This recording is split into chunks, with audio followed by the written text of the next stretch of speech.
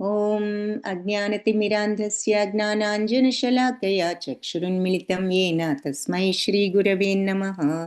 నమో ఓం విష్ణుపదాయ కృష్ణప్రేష్ఠాయ భూతలే శ్రీమతే భక్తి వేదాంత స్వామిన్యితి నామినే. నమస్తే సరస్వతి దేవి గౌరవాణి ప్రచారిణే నిర్విశేష శూన్యవాది పాశ్చాత్య దేశధారిణే. हे कृष्णा करुणा सिंधो दीनबंधो जगत्पते गोपेश गोपिका कांत राधा कांत नमोस्तुते. तप्त कांचन गौरांगी राधे बृंदावनेश्वरी वृषभानुसुते देवी प्रणमामि हरिप्रिये. जय श्री कृष्ण चैतन्य प्रभु नित्यानंद श्री अद्वैता गदाधर श्रीवासादि गौर भक्त वृंद. हरे कृष्णा कृष्णा कृष्ण हरे हरे, हरे राम राम राम हरे हरे. हरे कृष्णा हरे कृष्णा कृष्ण कृष्ण हरे हरे हरे राम हरे राम राम राम राम हरे हरे हरे हरे हरे कृष्णा हरे कृष्णा कृष्ण कृष्ण कृष्ण हरे हरे, हरे राम हरे राम राम राम हरे हरे हरे कृष्णा हरे कृष्णा कृष्ण कृष्ण हरे हरे राम हरे राम राम राम हरे हरे. అందరూ మాతాజీ ఒకసారి చెప్పిన తర్వాత వెనకాల మనం చెప్పాలి. దయచేసి ఫాలో కండి ఈ మాట. మాతాజీ చెప్పిన తర్వాత మనం అదే ట్యూన్లో మనం పాడాలమ్మా. హరే కృష్ణ, ధన్యవాదాలు. హరే కృష్ణ. హరే కృష్ణ. సో చాట్ బాక్స్లో కొన్ని ఆన్సర్స్ వచ్చాయి. ధృతరాష్ట్రుడు రాజేశ్వరి మాతాజీ పెట్టారు. స్వార్థం చేత తర్వాత దుర్యోధనుడిది రజోగుణం తో కూడినది, అర్జునుడిది సాత్విక గుణం. Okay, very good. Nandini Mataji ధృతరాష్ట్రుడు పుత్రుడితో మోహంలో ఉన్నాడు, ఆ పక్షపాత బుద్ధి. Very good. ప్రియాంక మాతాజీ అర్జునుడికి జాలి దయ. కరెక్ట్, అక్కడితో ఆపాము నిన్న. అంతకుముందు మరి భువన మాతాజీ దుర్యోధనుడి సైన్యాన్ని పోల్చుకోవడం, వాళ్ళది చిన్నది మనది పెద్దది అన్నాడు. అర్జునుడు కరుణకు లోనయ్యాడు. హితేష్ ప్రభుజీ కరెక్ట్. ప్రియాంక మాతాజీ ధృతరాష్ట్రుడికి భయము సందేహము. Very good, correct. అలాగే భువన మాతాజీ శంఖాలు పూరించడం. స్మికిత మాతాజీ ధృతరాష్ట్ర పార్షియాలిటీ చూపించారు. నా సన్స్ పాండవుడు సన్స్. కరెక్ట్. నామామక పాండవాస్ చైవ అన్నాడు. అర్జునుడు ఇమోషనల్గా అయ్యాడు వాళ్ళ రిలేటివ్స్ని చూసి, యుద్ధం చేయలేనని. Very good. దుర్యోధనుడేమో వాళ్ళ ద్రోణాచార్యుడి దగ్గరికి మన సేన చూడండి, వాళ్ళ సేన చూడండి అని చెప్పి మరి కొంచెం భయపడుతూ కూడా ఉన్నాడు. Very good, correct. ముగ్గురు ఈ రకమైన మనస్తత్వాలతో ఉన్నారు. ప్రియాంక మాతాజీ దుర్యోధనుడికి అహంకారం ఉంది. అట్ ద సేమ్ టైం మరి భయపడటం జరిగింది కొద్దిగా వాళ్ళ సైన్యం చూసి. మళ్ళీ రాజనీతి కూడా చూపించాడు. ఏది, మీరందరూ ఎవరి స్థానాల్లో వాళ్ళు వెళ్ళి ఉండండి. ఆ తర్వాత గురువు గారికి మళ్ళీ తక్కువ భావం కలగకూడదు అనేసి మీరు వెళ్ళి భీష్మ పితామహుడికి రక్షణ కల్పించండి అనే మాట కూడా వాడటం జరిగింది. సో అక్కడ రాజనీతి ప్రదర్శన కూడా చూస్తాం. So very good. Hare Krishna. అందరూ బాగా ఆన్సర్ చేశారు. అందరికీ ధన్యవాదాలు. అనురాధ మాతాజీ ధృతరాష్ట్రుడి కుటిల మనస్తత్వం, దుర్యోధనుడి రాజనీతి, భయం, సైనిక కంపారిజన్. Very good, correct. అలాగే అర్జునుడిదేమో మరి జాలి గుణం.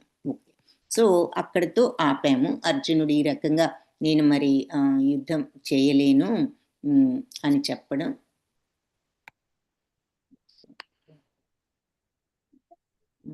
సో ఇస్కాన్ మ్యాంగ్లూర్ వారి లెవెల్ 2 క్లాస్లో ఉన్నాము అందరం. అందరికీ మరి స్వాగతం. ఈ మొట్టమొదటి అధ్యాయాన్ని కంటిన్యూ చేద్దాము.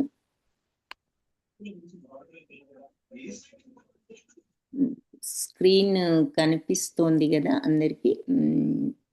ప్రభుజీ స్క్రీన్ కనిపిస్తోంది కదా? ఇంకా డిస్ప్లే ఇందాక చేశారు, మళ్ళీ షేర్ చేయాలి. ఇది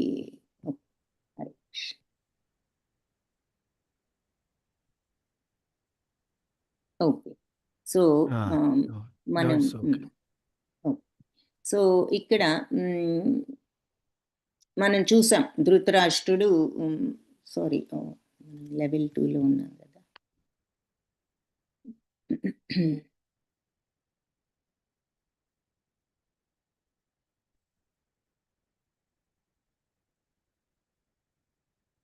సో లెవెల్ 2లో మనం అన్ని శ్లోకాస్ చూడడం జరుగుతుందని చెప్పుకున్నాం కదా.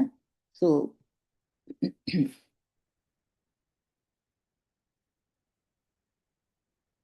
ఓకే.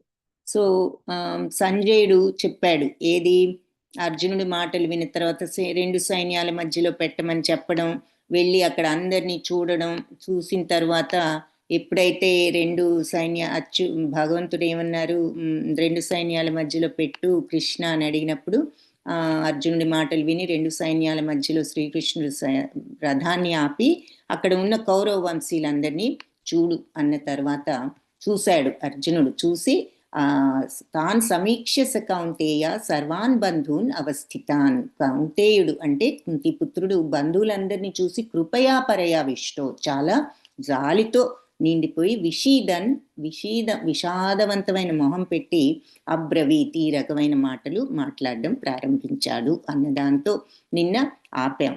సో అది 27th శ్లోక అన్నమాట. సో 28 శ్లోకాలు అర్జునుడు మాట్లాడడం ప్రారంభించాడు కదా దుఃఖంగా. ఏమంటున్నాడో చూద్దాం. అర్జున ఉవాచ దృష్ట్వేమం స్వజనం కృష్ణం యుయుత్సుం సముపస్థితం సీదంతి మమ గాత్రాణి ముఖం చ పరిశుష్యతి. అర్జునుడు అంటున్నాడు, యుద్ధోత్సాహంతో నా ముందు నీ మిత్రులను బంధువులను చూసి ఇక నా శరీర అవయవాలన్నీ కూడా కంపించిపోతున్నాయి, నోరంతా కూడా ఎండిపోతోంది అని చెప్తున్నాడు అనమాట. సో అతని పరిస్థితి వివరిస్తున్నాయి నెక్స్ట్ ఫ్యూ శ్లోకాస్. అర్జునుడి పరిస్థితి. వేపదుశ్చ శరీరే మే రోమహర్షశ్చ జాయతే గాంధీవం స్రంసతే హస్తాత్ త్వక్చైవ పరిదహ్యతే. సో వేపదుశ్చ అంటే దేహకంపన కూడా, శరీరం అంతా కూడా కంపించిపోతుంది. నా యొక్క అంటే నా యొక్క రోమహర్షం అంటే రోమాంచితం అవుతుంది, అంటే వెంట్రుకలు నిక్కబొడుచుకున్నట్టు అయిపోతున్నాయి. జాయతే కలుగుతుంది. గాంధీవం స్రంసతే, గాంధీవం జారిపోతుంది. అతని గాంధీవం ఏమిటి? అతని యొక్క విల్లు. ఆ విల్లుని గాంధీవం అంటారు, అర్జునుడు విల్లుని. ఆ గాంధీవం జారిపోతుంది. హస్తాత్ చేతిలో నుండి నా గాంధీవం జారిపోతుంది. త్వక్చైవ నా చర్మం కూడా, త్వక్ అంటే చర్మం కూడా పరిదహ్యతే మండిపోతుంది అంటున్నాడు. సో దేహం అంతా కంపిస్తోంది, రోమాంచితం అవుతోంది, గాంధీవం చేతిలోంచి జారిపోతుంది, చర్మమేమో మండిపోతుంది అంటున్నాడు. నచ శక్నోమ్యవస్థాతుం భ్రమతీవ చ మే మనః నిమిత్తాని చ పశ్యామి విపరీతాని కేశవ. నచ శక్నోమి అంటే ఇక నేను అశక్తుడను, నా శక్యం కావడం లేదు, నా వల్ల కావడం లేదు అంటున్నాడు. ఏది? అవస్థాతు, నుంచోవడం కూడా, నుంచోలేక నిలబడటం నా వల్ల కావడం లేదు అంటున్నాడు. భ్రమతి అంటే మర్చిపోతున్నాను, నాకు అసలు మర్చిపోవడం అంటే అక్కడ ఏంటంటే ఏం జరుగుతుందో తెలియని ఇక అయోమయ స్థితిలో పడిపోతున్నాను ఇలా అని చెప్తూ నా యొక్క మనసు అలా అయిపోతుంది, ఏం జరుగుతుందో కూడా తెలుసుకోలేకపోతున్నాను. నిమిత్తానిచ కారణాలు కూడా పశ్యామి నాకేమీ కనపడడం లేదు. విపరీతాన్ని విరుద్ధంగా ఉన్నాయి కేశవ అంటే కేశి అనే రాక్షసుని సంహరించిన కారణంగా భగవంతుడికి కేశవ అనే పేరు వచ్చింది.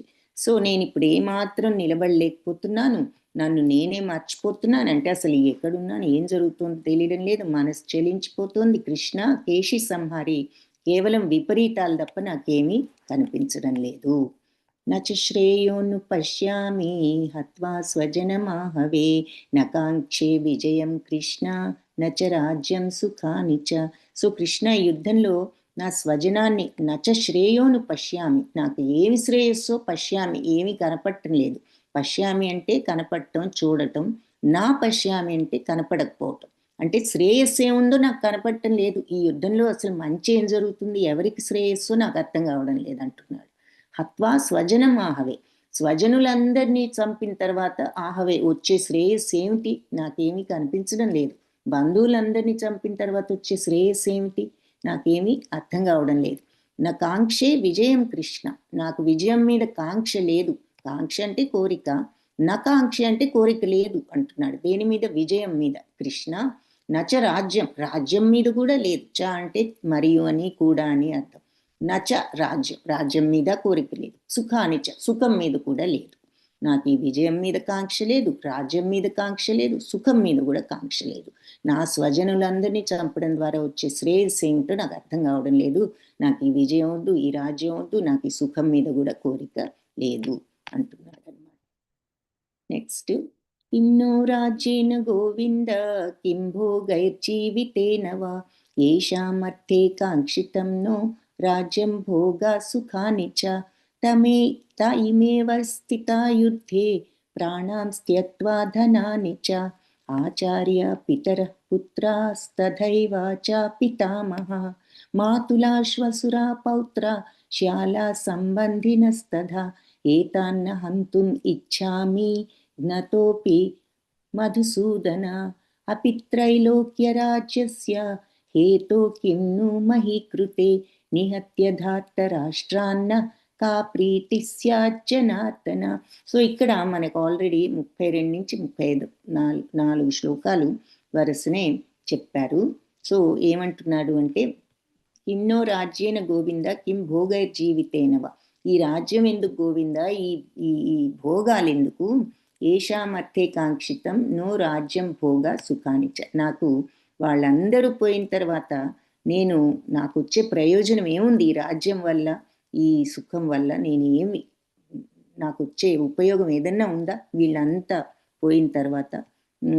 వీళ్ళందరూ ఇక్కడ యుద్ధంలో ఉన్నప్పుడు, మధుసూదన ఇక్కడ ఉన్నదెవరు మరి, యుద్ధే ప్రాణాం త్యక్త్వా ధనానిచ్చ, ఇక్కడ ఉన్న వాళ్ళందరూ యుద్ధంలో ఇక్కడ ఉంటే నాకు ఈ రాజ్యాలు ఇక్కడ పోతే నాకు వచ్చే ప్రయోజనం ఏముంది. ఆచార్యులు, పితరులు, పుత్రులు అంటే గురువులు, తండ్రులు, కుమారులు, తథైవ చ పితామహ అలాగే తాతలు, మాతుల మేనమామలు, పౌత్ర శ్యాల సంబంధి అంటే పౌత్రులు అంటే మనుమలు, ఆ తర్వాత బావమరుదులు, ఇతర బంధువులు అందరూ కూడా వాళ్ళ ఆస్తులు ప్రాణాలు వదిలిపెట్టడానికి సిద్ధంగా నా ముందు నుంచున్నారు. వాళ్ళని చంపడానికి నేను ఎలా చంపాలని నేను కోరుకుంటాను. వాళ్ళందరూ పాపం నా వాళ్ళు నా ముందు వాళ్ళ ప్రాణాలని, ఆస్తుల్ని, సమస్తాన్ని వదులుకుని దానికి సిద్ధంగా వాళ్ళు నా ముందున్న వాళ్ళని నేను ఎలా చంపుతాను జనార్దన. ఈ ధరిత్రి మాట అలా ఉంచి, అంటే రాజ్యం మాట అలా ఉంచి, అప్పి త్రైలోక్య రాజ్యస్య హేతో కిం ను మహీకృతి, ఈ ధరిత్రి అంటే ఈ రాజ్యం అంతా వస్తుందంటున్నారు గెలిస్తే, ఆ రాజ్యం మాట పక్కన పెట్టి ముల్లోకాలు గెలిచినా కూడా నిహత్య ధార్తరాష్ట్రాన్న కా ప్రీతి స్యా జనార్దన. ధార్తరాష్ట్రులు అంటే ధృతరాష్ట్ర పుత్రులు. ఈ ధృతరాష్ట్ర పుత్రులందరినీ వధించిన తర్వాత ఇంకా నాకు ఏమి ప్రీతి ఉంటుంది జనార్దన.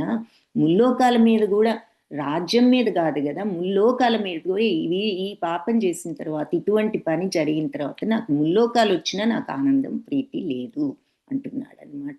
సో అది జనార్దన, ఈ ధరిత్రి విషయం అలా ఉంచి ముల్లోకాలు పొందినా కూడా నేను వాళ్ళతో యుద్ధం చేయడానికి సిద్ధంగా లేను. ధృతరాష్ట్ర పుత్రుల్ని వధించడం వల్ల మేము ఎటువంటి ఆనందాన్ని పొందగలం అని చెప్పి అంటున్నాడు. ఇంకా ఏమంటున్నాడు. సో ఫస్ట్ రీజన్ మనం చూసింది దయ, కృపయా పరయా విష్ణు. తర్వాత శరీరం మరి మండిపోతుంది, మరి నోరు ఎండిపోతుంది, గాంధీవం జారిపోతుంది, రోమాంచితం అవుతుంది అని చెప్పి తన స్థితిని చెప్పాడు. ఆ తర్వాత మరి వీళ్ళందరినీ చంపితే వచ్చే సుఖం ఏమిటి, సుఖం, నాకు ఈ రాజ్యం వద్దు, నాకు ఈ విజయం వద్దు, నాకు ఏది వద్దు, ఈ సుఖాలు వద్దు అన్నాడు. అది రెండవ రీజన్. వీళ్ళందరినీ చంపితే వచ్చే సుఖాలు నాకు అవసరం లేదన్నాడు. మూడవ రీజన్ ఏం చెప్తున్నాడు? పాపమే కదా అందరినీ చంపితే వచ్చేది. పాపమేవాశ్రయేదస్మాన్ హత్వైతాన్ ఆతతాయినః తస్మాన్నార్హా వయం హంతుం ధార్తరాష్ట్రాన్ స్వబాంధవాన్ స్వజనం హి కథం హత్వా సుఖినస్యామ మాధవ. సో పాపమే కదా ఆశ్రయించేది. ఏది ఈ అందరినీ చంపిన తర్వాత వచ్చేదేమిటి? పాపమే కదా. తస్మాన్నార్హ వయం హంతుం ధార్తరాష్ట్రాన్ స్వబాంధవాన్. ఈ ధార్తరాష్ట్రులు అంటే ధృతరాష్ట్రపుత్రుల్ని, బంధువుల్ని చంపిన తర్వాత వచ్చేది ఎంత పాపమే కదా. ఇక స్వజనులందరినీ కూడా హత్వ చంపేసిన తర్వాత కథం ఏ రకంగా సుఖిన, ఏ రకంగా సుఖంగా ఉంటాము? సుఖిన శ్యామ మాధవ. మాధవ వీళ్ళందరినీ చంపిన తర్వాత ఇంకా ఎలా సుఖంగా ఉండగలుగుతాం అంటున్నాడు. సో పాపమే కదా వచ్చేది వీళ్ళందరినీ చంపితే. అది మూడవ కారణం. ఫస్ట్ది మరి కరుణ, అలాగే రెండవది సుఖాలు వద్దన్నాడు, అందుకని నాకు ఈ రాజ్యం వద్దు, సుఖాలు వద్దు, నాకు ఈ యుద్ధం వద్దన్నాడు రెండవది. మూడవది పాపమే కదా వీళ్ళందరినీ చంపితే వచ్చేదన్నాడు. సో థర్డ్ రీజన్ అది. నెక్స్ట్ ఏమంటున్నాడంటే 37 శ్లోక. యుధ్యప్యేతేన పశ్యంతి లోభోపహత చేతసః కులక్షయ కృతం దోషం మిత్రద్రోహే చ పాతకం కథం న జ్ఞేయమస్మాభిః పాపాదస్మాన్ నివర్తితుం కులక్షయ కృతం దోషం ప్రపశ్యద్భిర్జనార్దన. సో జనార్దన, లోభపూర్ణ చిత్తం ఉన్నవాళ్ళు అంటే ఇటువంటి వాళ్ళు, దురాశ ఉన్న వాళ్ళందరూ కుల సంహారంలో కానీ బంధువులతో కానీ దోషం ఉంటుందని అనుకోకపోవచ్చు, కానీ వంశనాశనంలో అంటే మరి దుర్యోధనుడు అలాంటి వాళ్ళు ఇలాంటివి ఏమి కన్సిడర్ చేయడం లేదు కదా. వాళ్ళు ఇవన్నీ ఆలోచిస్తున్నారా? కానీ మనం వంశనాశనంలో ఎంత దోషం ఉంటుందో తెలిసిన మనమైనా ఇలాంటి పాపకార్యాల్లో ఎలా నియుక్తులం కాగలం? మనకు తెలుసు వంశనాశనం అయితే ఎంత నష్టం జరుగుతుందో. ఇలాంటి కారణం తెలిసి కూడా మనం ఎలా ఈ దోషంలో పాల్గొనగలం అంటున్నాడు. కులక్షయే ప్రణశ్యంతి కులధర్మా సనాతనాః ధర్మే నష్టం కులం కృత్స్నం అధర్మోభి భవ అచ్యుత. సో కులక్షయ జరుగుతుంది, దానివల్ల నాశనం అయిపోతాయి కులధర్మాలు. ఎలాంటి కులధర్మాలు? సనాతన కులధర్మాలన్నీ ప్రణశ్యంతి, నాశనం అయిపోతాయి ఈ వంశనాశనం అయినప్పుడు. ధర్మే నష్టం, ధర్మం పోతుంది. కులం కృత్స్నం, కులం కూడా పూర్తిగా పోతుంది. కులము ధర్మము అన్నీ పోతాయి. అధర్మమే అభిభవచ్యుత. అధర్మం అభిభవతి అంటే అభివృద్ధి చెందుతుంది, అధర్మం పెరిగిపోతుంది, మరి ధర్మం తరిగిపోతుంది. కులక్షయ వలన శాశ్వతమైన వంశాచారాలన్నీ, కులధర్మాలన్నీ పోతాయి, సనాతనమైనవి. ధర్మం పోతుంది, అధర్మం పెరిగిపోతుంది. ఎందుకు? మరి పెద్దలు మరణించిన తర్వాత వంశాచారాలన్నీ పోతాయి, అధర్మమైన అలవాట్లు చెప్పేవాళ్ళు ఉండరు, ఇలా చెడు ప్రబలిపోతుంది. పెద్దవాళ్ళందరూ పోయిన తర్వాత ఇంకా చెప్పేవాళ్ళు ఎవరుంటారు? ఇలా అందరూ చెడు అలవాట్లకు గురి అవుతారు అని చెప్పి ఇక్కడ ఉదాహరణకి కొన్ని ఈ రోజుల్లో ఎగ్జాంపుల్స్ కూడా, ఇలా మీట్ ఈటింగ్ ఇవన్నీ కూడా జరుగుతాయి సంప్రదాయం తెలియనప్పుడు అని చెప్పి చెప్తున్నారు. అధర్మాభిభవాత్ కృష్ణ ప్రదుష్యంతి కులస్త్రియః స్త్రీషు దృష్టా సువార్ష్ణేయ జాయతే వర్ణ సంకరః. కృష్ణ, వంశంలో అధర్మం ఎక్కువ అవడం వల్ల కుల స్త్రీలంతా చెడిపోతారు. వంశం అంతా కూడా కులస్త్రీ పతనం వల్ల అవాంఛనీయ సంతానం ఇవన్నీ కూడా, అంటే స్త్రీలు కూడా ఒక్కొక్కసారి మరి సరి అయిన తండ్రులు లేనప్పుడు, భర్తలు లేనప్పుడు ఏదైనా తప్పు మార్గంలోకి వెళ్ళొచ్చు. అటువంటి తప్పులు కూడా జరిగి అధర్మవంతమైన సంతానం కూడా కలగొచ్చు అంటున్నాడు. అంటే అంత దూరం ఆలోచిస్తున్నాడు అనమాట. వంశనాశనం అయితే ఎలా ఉంటుంది, పిల్లలకు కానీ స్త్రీలకు కానీ ఎలా వాటిది ప్రభావం ఎలా ఉంటుంది అని. సంకరో నరకాయైవ కులఘ్నానాం కులస్య చ పతంతి పితరో హ్యేషాం లుప్త పిండోదక క్రియ. సో ఈ అవాంఛిత సంతానాలు కలిగినాయనుకోండి, అవి అన్నీ పెరగడం వల్ల మరి కుటుంబ ఆచారాలు నష్టపరిచిన వాళ్ళు అవటం వల్ల అందరికీ కూడా వర్ణ సంకరం నరకం వస్తుంది ఇటువంటి తప్పులు చేసినప్పుడు.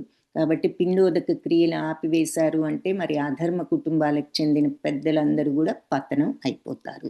ఇలా అధర్మంలోకి వెళ్ళిన వాళ్ళ తాలూకు పెద్దలు ఉంటారు కదా, వాళ్ళ పూర్వీకులు, వాళ్ళంతా కూడా పిండాలు అవి సరిగ్గా పెట్టక వాళ్ళంతా కూడా పతనం చెందుతారు అని చెప్తున్నారు. సో ఈ పిండాలు అవి పెట్టకపోతే మరి వాళ్ళకి సరి అయినటువంటి సద్గతులు ఉండవు అని చెప్తూ ఉంటారు. అయితే భక్తి మార్గంలోకి వెళ్ళిన వాళ్ళు, ఆ నిజమైన భక్తి సిచ్యువేషన్లో ఆ స్థితిలోకి వెళ్ళగలిగిన వాళ్ళు చేయవలసిన అవసరం లేదు. వాళ్ళు ఆటోమేటిక్గా అన్ని కార్యాలు నిర్వర్తించినట్టే. కానీ ఆ స్టేజ్కి వెళ్ళే వరకు అందరు ఇవన్నీ చేయాలని చెప్పేసి భాష్యంలో చెప్తారు.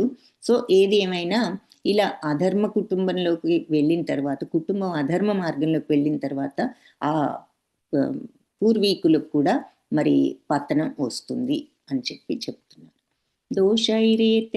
దోషైరేతై కులజ్ఞానాం వర్ణ సంకరకారకై ఉత్స్యాద్యంతే జాతి ధర్మ కులధర్మాశ్చ శాశ్వతాః. సో వంశాచారాన్ని నశింపజేసి దుష్ట సంతానం కారణమయ్యే కలిగినప్పుడు అది పాపమే కదా. ఈ పాపకర్మల వల్ల కులధర్మాలు, జాతి ధర్మాలు అన్నీ కూడా నశించిపోతాయి. ఇట్లాంటి పాపం గనక జరిగింది అంటే జరిగే అవకాశం ఉన్నప్పుడు ఆ తరువాత ఏం జరుగుతుంది ఇటువంటి పాపం వల్ల, అది కూడా చెప్తున్నాడు. జాతి ధర్మాలు, కుల ధర్మాలు అన్నీ నశిస్తాయి. ఉత్సన్న కుల ధర్మాణం మనుష్యాణం జనార్దన నరకే నియతం వాసో భవతీత్యనుశుశ్రుమా. సో జనార్దన, ఈ కుల ధర్మాలన్నీ నాశనం చేసేవాళ్ళు మరి శాశ్వతంగా నరకానికి వెళ్తారని నేను గురు శిష్య పరంపర ద్వారా విన్నాను. మరి ఇలాంటిది జరిగిందంటే ఎంతమంది నరక ప్రాప్తులు. ఇదంతా కూడా మరి వాళ్ళ పెద్దవాళ్ళు లేకపోబట్టి, వాళ్ళు చెడు మార్గంలోకి వెళ్ళబట్టి వాళ్ళు ఈ పాపాలు చేసి ఎంతో మంది నరకానికి వెళ్ళే అవకాశం కూడా ఉంది.